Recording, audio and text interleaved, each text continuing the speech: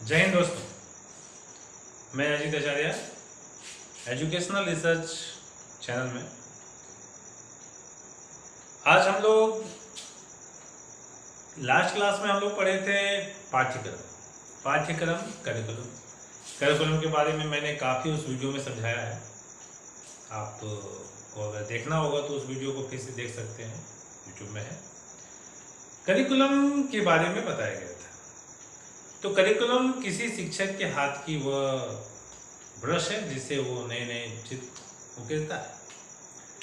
यहाँ पर हमारी शिक्षा नीति में भी कई चित्र उकेरे गए, कई पेंटिंग बनाई गई, समाज के अनुसार बनाई गई, लेकिन हमारे पाठ्यक्रम में ठीक वही गलती हुई जैसा कि कोई बच्चा करता है। खिलौना को लो, उसको तोड़ दो और तोड़ने के बाद फिर उसको बनाने का बात करो। आज के शिक्षक ये बोलते हैं कि पहले का क्या पढ़ाई था, पहले के बच्चे कितने आदर्शवादी हुआ करते थे, कितने आइडल हुआ करते थे, गुरुजनों का सम्मान करते थे, शिक्षकों का सम्मान करते थे। बहुत सारी बातें हम लोग आपस में भी करते हैं। तो यहाँ पर इस चीज को ज्यादा भाष लेकर समझने की जरूरत नहीं है। एकदम इस वीडियो क्लास के अंत तक आपको सारे वाद बिल्कुल याद हो जाएंगे। ऐसा कोई वीडियो विवरण नहीं बचेगा जिसको कि वाद, ये जो जितने वाद है वो याद ना हो जाए। सबसे पहले आते हैं तो हम अभी बात कर रहे थे खिलौने के तोड़ के फिर बनाने वाली बात। वो कौन किया? हम शिक्षक किए। हम लोग खुद पाठ्यक्रम को क्या किए? तोड़ते गए। जब टूट गया तब हम लोग एहसास किए कि ये तो पाठ्यक्रम हमारा बर्बाद हो गया, अब उसको फिर से वापस बनाया जाए, फिर से हम बच्चों को वैसा बनाए जैसा पहले हुआ करते थे। सबसे पहला वाद आदर्शवाद। सबसे पहला वाद क्या था?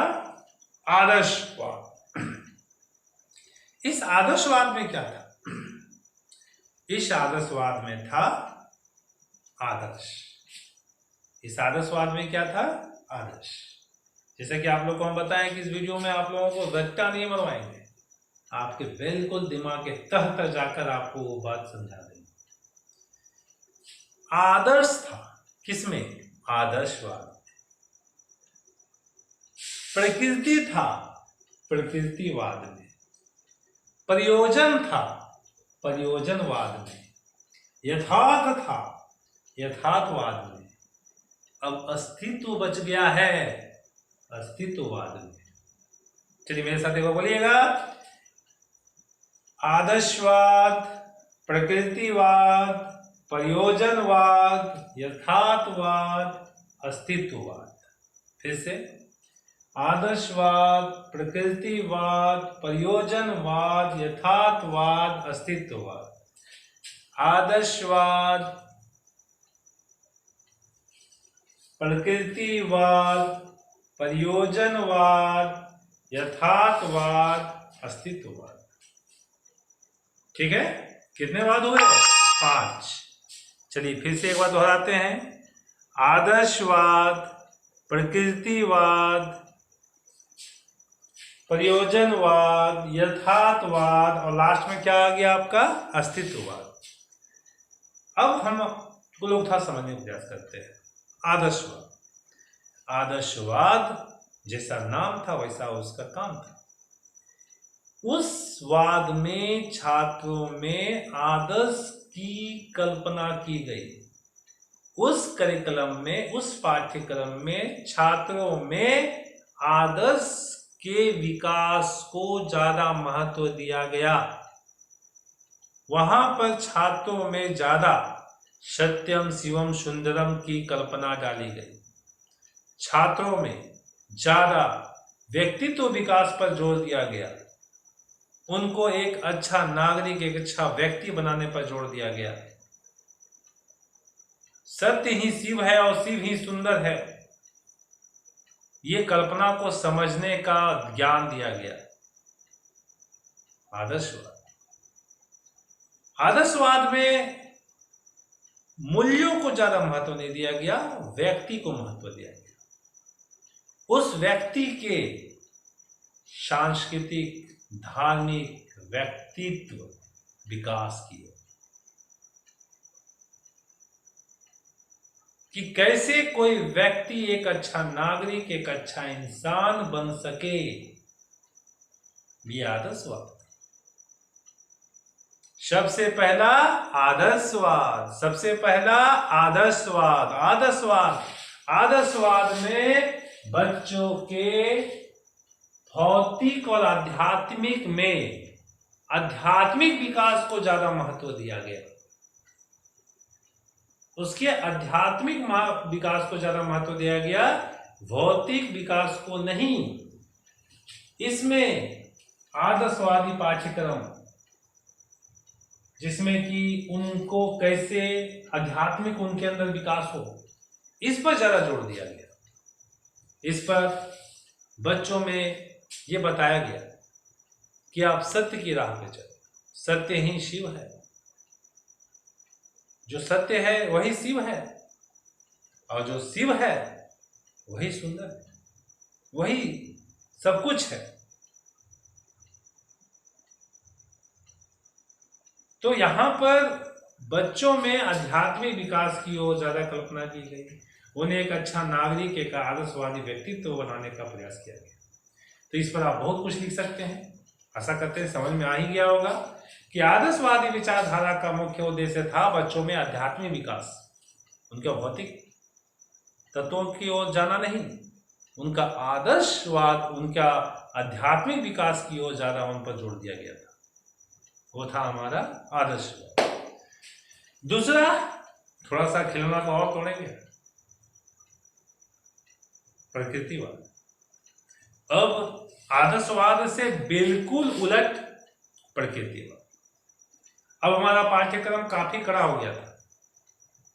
प्रकृतिवाद में जो पाठ्यक्रम है उसमें अब अध्यात्म को बिल्कुल छोड़ दिया गया और सब कुछ भौतिक तत्वों पर विशेष बल दिया गया।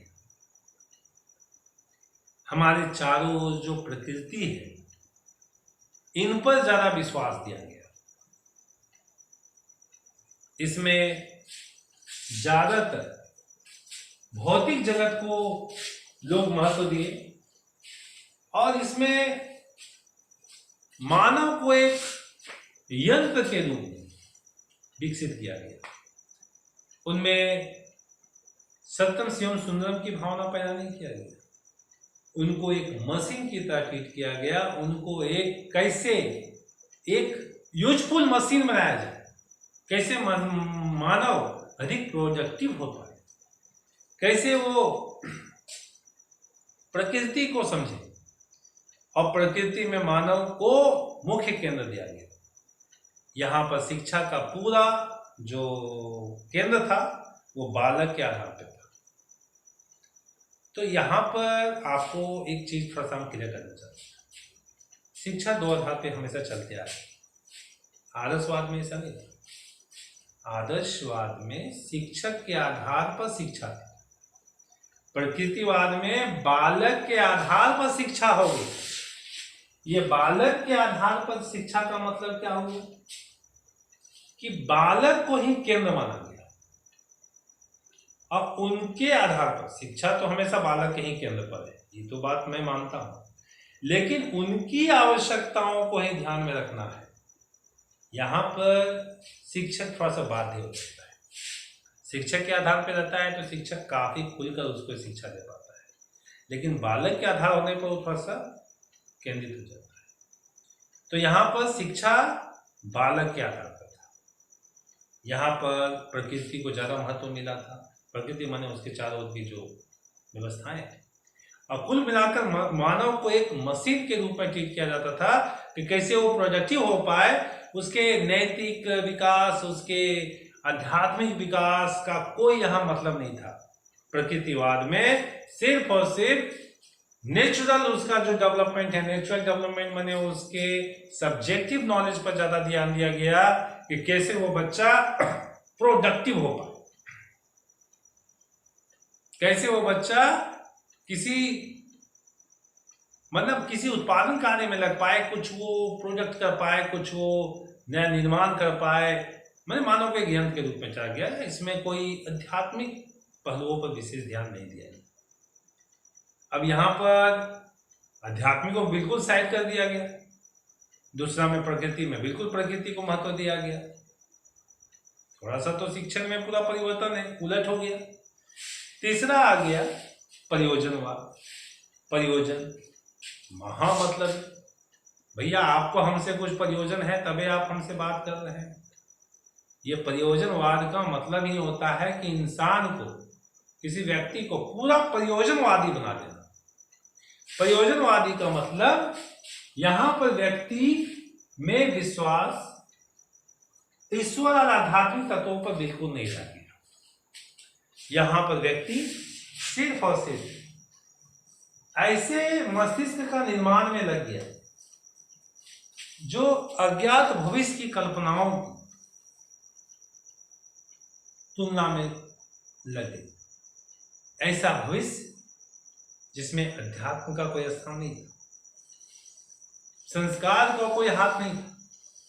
इसमें सिर्फ और सिर्फ भौतिक तत्वों, सिर्फ और सिर्फ उसके वास्तविक तत्वों का विकास पर ही पूरा ध्यान रह गया था। सोचिए कहां आदर्शवादी शिक्षा थी। आदर्शवाद के बाद क्या आ गया? प्रकृतिवाद। पूरा प्रकृति पर आधारित हो जाओ, भगवान को बिल्कुल छोड़ दो। प्रकृतिवाद के बाद क्या आ गया? प्रयोजनवाद। हमको आपसे मतलब होए तभी मैं आपसे बात करूंगा, अन्यथा कोई मुझको मतलब नहीं। बिल्कुल अपने बच्चों को प्रयोजनवादी बना देना, प्रयोजनवाद होगी। पूर्णतः छात्र आधारित शिक्षा, छात्र केंद्रित शिक्षा, जिसमें समाज का कोई महत्व नहीं, जिसमें कोई फैमिली डिगेंट्स नहीं, कोई मेल मिलाप नहीं, बिल्कुल बच्चे को एकदम मशीन की तरह ट्रीट करना। प्रयोजनवाद, आदर्शवाद, प्रकृतिवाद, प्रयोजनवाद। अब प्रयोजनवाद के बाद हो गया यथार्थवाद। अब यथार्थवाद में बच्चे को सिर्फ और सिर्फ यथार्थ शिक्षा दी गई कि जो यथार्थ में है वही सब कुछ है, जो दिख रहा है वही सब कुछ है। कल्पनाओं में, अध्यात्म में किसी भी दिव्य शक्ति की ओर, किसी संस्कार की ओर कोई जरिए नहीं भटकने का। यहाँ पर हमारी शिक्षा बिल्कुल परिवर्तनशील हो गई थी। अब हमारी शिक्षा में किस चीज की बात हो रही थी? यथार्थवाद। यथार्थवाद में व्यक्ति और समाज में विश्वास था, वास्तविक जीवन की तैयारी हो रही थी, कुशलताएं विकास की जा रही थी। धीरे धीरे अब हमें समझ में आने लगा था कि हम लोग पीछे कुछ छोड़कर आ गए। तो यथार्थवाद में छात्रों को समाज से जोड़ने का प्रयास किया जाने लगा। उनमें धीरे धीरे ये विकास की बातें की जाने लगी कि भाई आप भी समाज के अंग हो, आप भी उस पर कुछ कार्य कर सकते हो। वास्तविक जीवन की तैयारी, वास्तविक कुशलता ज्ञात करना, और फिर वही बाकी विषयों का अध्ययन। मतलब हमारा जो शिक्षा है वो शुरू से थोड़ा थोड़ा देखिएगा हल्का हल्का अंतर है, हल्का नहीं कहेंगे तो बहुत ज्यादा अंतर है। जैसे सबसे पहले आदर्शवाद। आदर्शवाद का मतलब वह शिक्षा जिसमें सत्यम शिवम सुंदरम का ज्ञान दिया जाए, जो पूर्णतः आध्यात्मिक शिक्षा पर आधारित हो, जिसमें अध्यात्म का विकास, जिसमें सत्यम शिवम सुंदरम पर विश्वास, और जिसमें संस्कारी आदर्श का विकास की कल्पना की जाए। उसके बाद आ गया प्रकृतिवाद। प्रकृतिवाद में पूर्णतः प्राकृतिक बन जाओ, बिल्कुल आध्यात्मिक को छोड़ दो।